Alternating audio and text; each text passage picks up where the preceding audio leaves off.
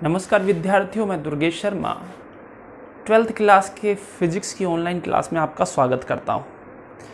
Last video में हमने देखा वो था संधारित्र की धारिता ज्ञात करना। और कौन सा संधारित्र था? समांतर प्लेट संधारित्र।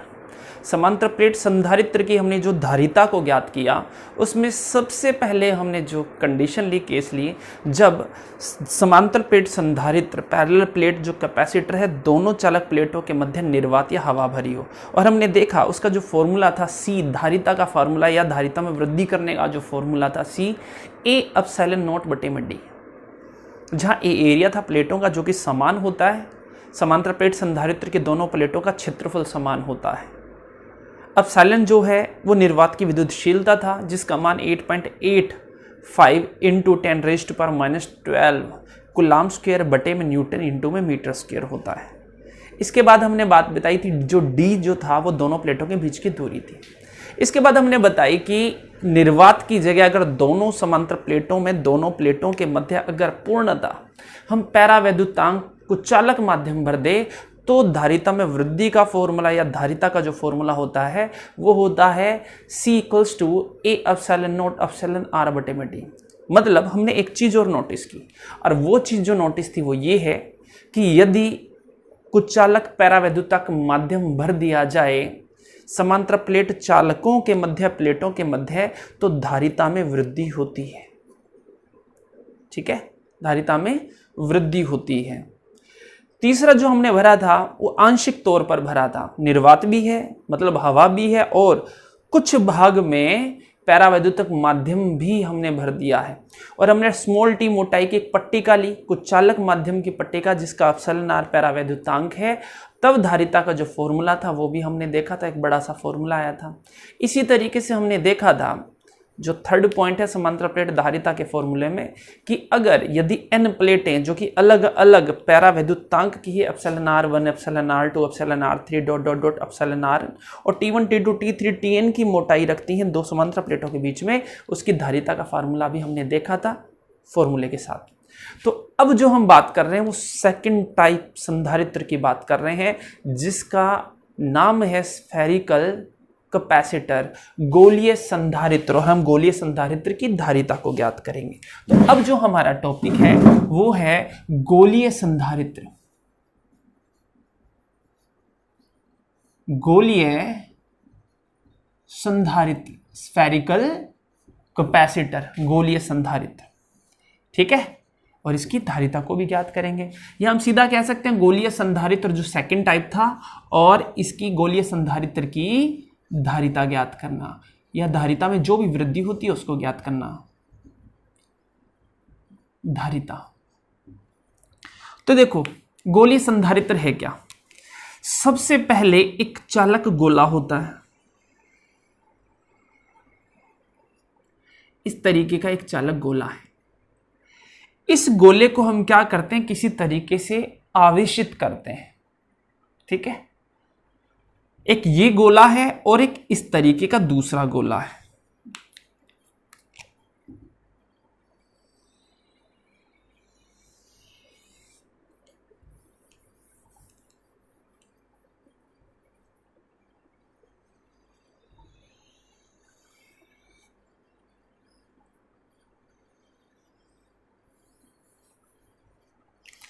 इस तरीके का दूसरा गोला है, ये ले लिया। इस गोले की त्रिज्या हम ले रहे हैं R1, और जो दूसरा गोला है उसकी जो त्रिज्या ले रहे हैं केंद्र से वो ले रहे हैं R2, और ये है R1। ठीक है, तो R1 जो छोटा गोला है इसको हम ले लेते हैं A, और इसको ले लेते हैं B। जो A गोला है वो R1 त्रिज्या का है, जो B गोला है वो R2 त्रिज्या का है, और दोनों सकेंद्रीय गोले हैं, मतलब चालक गोले हैं। हम इस गोले को आवेशित करते हैं किसी विधि से। हम ये मान के चलते हैं हमने इस विधि से इसको आवेशित कर लिया, आवेशित किया है, और किया भी कैसा है, धनावेशित किया है। ठीक है, इसको हम आवेशित कर देते हैं, आवेशित करेंगे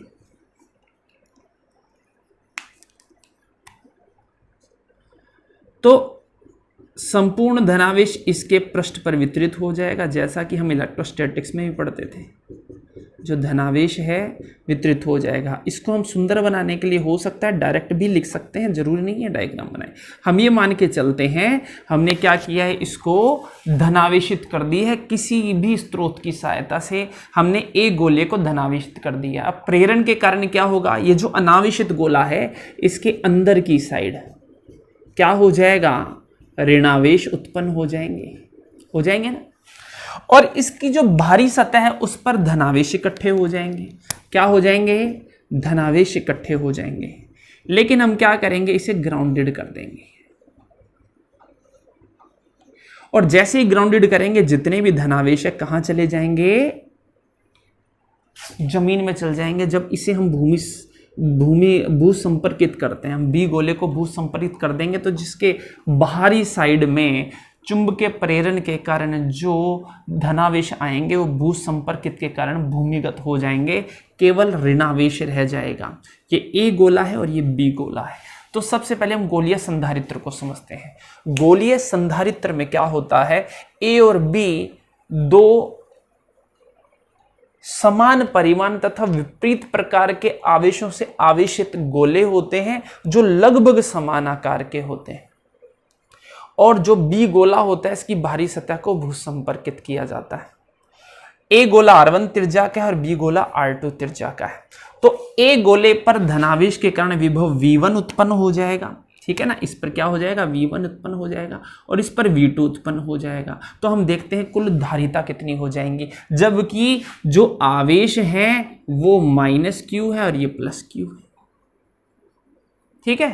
तो हम धारिता देखेंगे, तो ध्यान देना। तो सबसे पहले हम गोलीय संधारित्र की धारिता की अगर थ्योरी लिखने दे तो चित्रानुसार अकॉर्डिंग टू द फिगर यहां ए और बी R1 व R2 त्रिज्या के दो समान आकार के सकेंद्रीय चालक गोले हैं। ध्यान देना, सकेंद्रीय, क्योंकि केंद्र एक ही है जो कि O है। सकेंद्रीय चालक गोले हैं जिन पर आवेश मतलब समान परिमाण का आवेश Q तथा विपरीत प्रकृति का आवेश स्थित है, ठीक है ना। और जो B गोले की बाहरी सतह को भू संपर्कित किया गया है। अब बात आती है,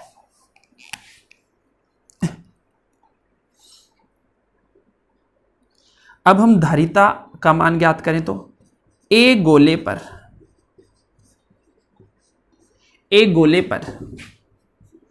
+Q आवेश के कारण,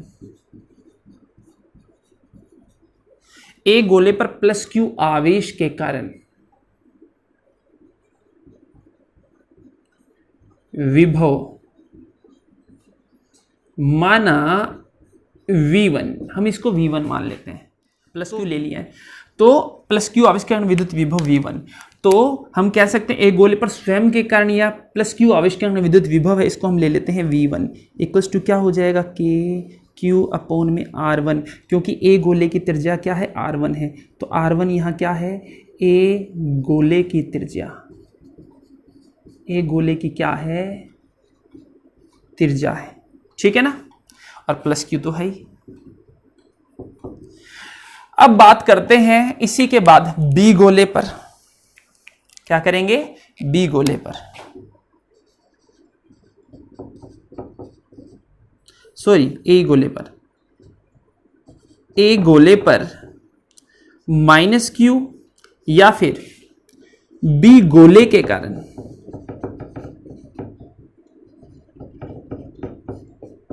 विभव, इसको मान के चलते हैं माना V2, ठीक है, माना V2। क्योंकि देखो यहां से ही यहां आवेश लेकर आए और यहां से यहां आवेश लेकर आए, दोनों के कारण अलग अलग विभव है। तो माइनस के कारण जो है वो V2 बराबर होगा -KQ अपॉन में R2, समीकरण नंबर 2, ठीक है। तो समीकरण फर्स्ट व समीकरण सेकंड से ए गोले पर कुल विभव वो हो जाएगा V equals to V1 + V2, ठीक है। तो V1 और V2 का मान रख देते हैं। तो V इक्वल्स टू V1 का मान है KQ अपॉन में R1 माइनस के क्यू अपोन में R2। ठीक है, समझ में आया। कुल विभव, क्योंकि आवेशों के निकाय के कारण जो कुल विभव होता है उस आवेश में स्थित आवेशों के प्रत्येक आवेश के विभव के योग के बराबर होता है, इसलिए V1 प्लस V2 ले लिया है हमने। तो इस प्लस आवेश के खुद के कारण ए गोले के खुद के कारण विभव, और बी गोले पर जो आवेश है उसके कारण इस ए गोले पर कुल विभव है, तो कुल विभव का मान याद करेंगे वो इतना होगा। इसकी जो दूरी है वो R2 है, इसकी दूरी वो R1 थी, इसलिए एक बार R2 एक बार R1 आ गई। क्योंकि विभव जो है परिमाण प्रकृति पर भी निर्भर करता है, तो यहाँ पर माइनस क्यू की प्रकृति है, इसलिए हमने माइनस ली है। तो यहाँ पर कॉमन आ गया के क्यू, और यहाँ पर जो आ गया 1 अपोन में R1 माइनस 1 अपोन में R2। ठीक है, तो V बराबर में कितना हो गया, के क्यू अपोन में R2 माइनस R1 अपोन में R1 R2। ठीक है, फिर अगर हम बात करें R2 माइनस R1 अपोन में R1 R2, ये तो विभव आ गया। अब वैद्युत धारिता की परिभाषा से, वैद्युत धारिता की परिभाषा हम जानते हैं,